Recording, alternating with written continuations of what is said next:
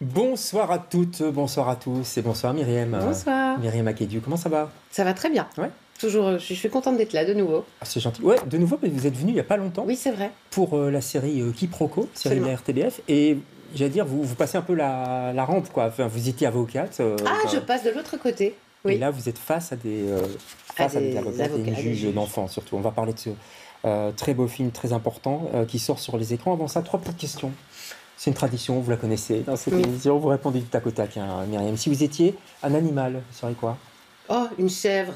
Ah bon? Ça peut grimper partout, je sais pas, je viens de me dire, c'est génial d'être une chèvre, on grimpe partout. C'est vrai que c'est fascinant, je crois que ça date de mes dernières vacances. D'accord. Effectivement, elle se... Pour ça se faufile partout. Ça monte dans les arbres même. Exactement. Au Maroc notamment. Sur les arganiers. Ouais. C'est magnifique. Ok, une chèvre, ok, on prend. Si... je veux dire, si vous étiez une comédienne, une grande comédienne, un modèle de comédienne, ou actrice, je veux dire. Je crois que je dirais quand même Meryl Streep. Ah ouais? Pourquoi? Enfin, je veux dire... Pourquoi? Oui. Parce que c'est une des plus grandes. J'avais une ferme en Afrique, tout ça. C'est pas que j'aurais voulu jouer les rôles qu'elle a joués, mais la personnalité. J'aurais voulu avoir ce bagage de comédienne qu'elle a, elle. Et elle a du caractère, en plus.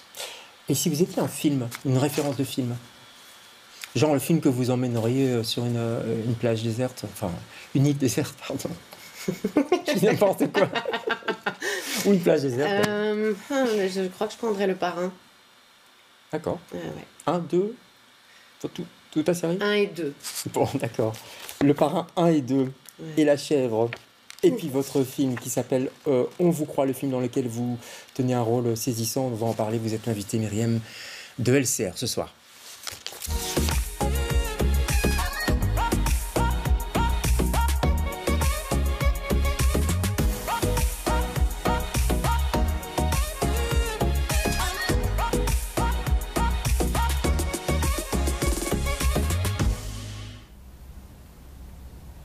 Surtout, ce qui est important, madame, c'est vraiment essayer de ne pas montrer que vous hésitez. Soyez bien convaincue, convaincante de tout ce que vous dites. Pensez à ce que vous allez dire. Maman, tu crois que papa il va s'asseoir ici? Non, mon cœur, il ne va pas s'asseoir ici. On a demandé pour qu'il soit assis ailleurs. Ok? C'est madame la juge qui peut prendre des mesures concernant les enfants. À quoi elle peut me les enlever? Je vais commencer par un résumé succinct de ce qu'ont dit les enfants. Lorsque je demande à Étienne s'il peut décrire ces images, il reste très évasif. Madame Piron alimente chez les enfants cette volonté de rompre complètement la relation avec leur papa. Moi, je comprends pas. Et je suis très inquiet pour les enfants. Je comprends pas ce qu'on me reproche, en fait. Ils sont où? On les a installés dans une autre salle. Vous inquiétez pas, c'est la procédure. Je veux voir mes enfants. Je veux voir Étienne.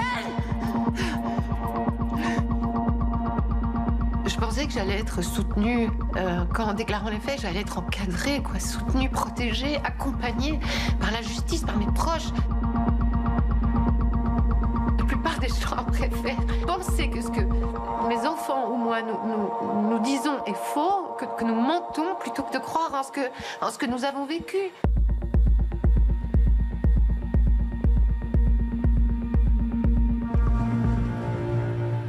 Voilà, On vous croit, film qui est au cinéma, premier film je crois de Charlotte de Villers, c'est Arnaud Dufay. On vous croit, il est subtil ce titre en fait, parce que ça peut vouloir dire plein de choses en fait, on vous croit. Ça veut dire, est-ce qu'on vous croit, mais est-ce qu'on croit aussi en la justice? Il y a de ça derrière. Oui, tout à fait. Et je pense ces questions-là que ça charrie, en tout cas que ça soulève. Alors c'est presque, je trouve parfois on a l'impression que c'est presque ironique en fait. C'est vrai. Ouais, c'est ça, on vous croit. Oui, cause toujours quoi. Ouais. Alors que pourtant il est vraiment question de ça, et c'est vraiment parce que ça fait partie de la deuxième violence qui est faite aux victimes. C'est justement l'incrédulité, le fait que leurs paroles soient remises en cause. C'est une deuxième agression, quoi. Ouais. Mais quel film, Myriam! Waouh, c'est un film oppressant, c'est un huis clos, hein, où globalement il y a 2-3 endroits, c'est tout blanc. Je ne sais pas, c'est une volonté de peut-être pour mettre les personnages en avant. Alors, il faut savoir que c'est un film qui a bénéficié de l'aide de la commission légère. Ah oui, d'accord. Okay. Oui, voilà. Donc moins de moyens, c'est ce que vous voulez dire. Exactement. Ouais. Donc c'est une très petite enveloppe. Et donc là où Arnaud Dufeil et Charlotte de Villers ont été très très intelligents, c'est qu'ils ont vraiment dès le départ pensé le film avec extrêmement peu de moyens. Ouais, je comprends. Comme au théâtre, quand on met quasi rien exactement, sur la scène, c'est le même des principe, tapes noires, ouais. Voilà, c'est ça, exactement. Et mais on ça, dit... ça change rien au propos, au contraire, ça le renforce. Alors voilà, il y a en plus, exactement, il y a ce fait-là aussi, je crois qu'il y a une démarche de leur part, vraiment un désir de mettre en avant l'humain et ce qui se passe entre ces humains-là et de quoi il est question, sans aucune distraction, sans rien d'autre, etc. On suit une famille qui est au tribunal de la jeunesse autour d'une audition qui va être vraiment décisive, à la fois pour Alice, à la fois pour son mari aussi, et surtout pour les enfants. Étienne et Lila, je crois, hein, c'est ça. Donc, est-ce que la mère va pouvoir garder ses enfants et surtout les écarter aussi du père, puisque le père est accusé de viol, il y a une procédure pénale qui est en cours. C'est tout ça, tout ça s'est posé dès le début. Et en fait, on est avec vous, comme c'est très frontal, on est presque des jurés, vous voyez ce que je veux dire des témoins extrêmement proches, oui, tout à fait. Voilà, et à un moment donné, c'est ça qui est très subtil dans l'écriture, on balance un peu quand même parfois vers le père, et puis on balance vers la mère, enfin, tout ça c'est très voulu. Comment vous avez appréhendé ce texte avec Laurent Capelluto ? On s'est pas vu, Laurent Capelluto et moi, avant le premier jour de tournage. Je pense qu'on ne s'est pas concerté. C'était volontaire, ça ? Oui, en fait, ces deux personnes sont mises en présence ce jour-là. Forcées, quoi. En présence forcée. Ce ne sont pas des personnes qui se voient encore régulièrement, etc.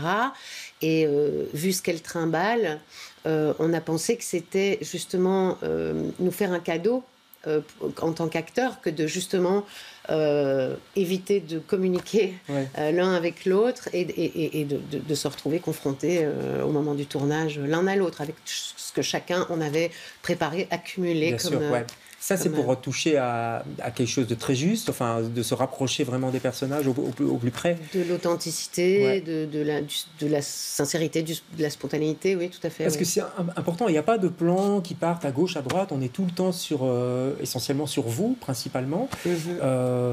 Ça fait quoi de jouer ce type de personnage, ce type de souffrance, de blessure, quand on a effectivement une caméra qui est vraiment qui capte toutes les expressions, si je puis dire. Oui, en fait... c'est rare quand même, non, en cinéma. Vous avez en fait, c'est rare... non, en fait, bon, à la fois, quand on fait un champ sur vous pour n'importe quelle scène dans n'importe quel film, finalement, c'est ça. Vous savez qu'à ce moment-là, la caméra, elle est sur vous. Quand on est, par exemple, en plan rapproché, enfin voilà, en champ caméra rapprochée, c'est-à-dire que c'est quelque chose donc, que vous expérimentez régulièrement, etc. Oui, mais que vous essayez d'oublier. Oui, ça reste, quoi. Je veux dire, il y a tout un monologue tout à fait, bien sûr. Alors, c'est plus une question, c'est pas tant le fait que la caméra soit proche et uniquement sur moi, c'est peut-être ce qui est inhabituel, c'est la durée de certaines prises, effectivement, de devoir, je crois que c'est 47 minutes depuis le début de l'audience jusqu'au dernier mot de la juge. Et notre sortie, c'est 47 minutes. Ces 47 minutes, on a pu les jouer dans la continuité plusieurs fois. Ça, c'est totalement inhabituel, évidemment. Bien sûr. Et dans quel état on se met en tant que comédienne quand on doit jouer ça ? Je sais pas, le matin quand vous vous préparez à rentrer dans la peau de ce personnage. Vous savez... vous êtes maman en plus, donc c'est des choses qui touchent. Mais c'est plus de l'ordre de la préparation au tournage, parce que je crois que quand on se prépare profondément et pendant longtemps, en fait, on accumule toutes sortes d'ingrédients, de choses qui font que votre casserole, elle se remplit et vous arrivez finalement plus ou moins le premier jour du tournage, votre bouillon, il est là, il est à température, il a mariné de plein de trucs. Et en fait, cette scène-là n'arrive pas le premier jour du tournage, elle arrive plus ou moins en milieu de tournage, parce qu'on a tourné de manière relativement chronologique. Et en fait, vu ce que vous avez déjà traversé jusqu'à maintenant, en fait, vous êtes à point, en fait. Les choses vous ont amené naturellement là. On se dit pas, c'est pas un matin où je me suis dit, oh là là, aujourd'hui on tourne le morceau, quoi. Ouais. D'accord, ça vient tout doucement, Oui, ça se met naturellement. C'est en vous. Il y a les enfants aussi.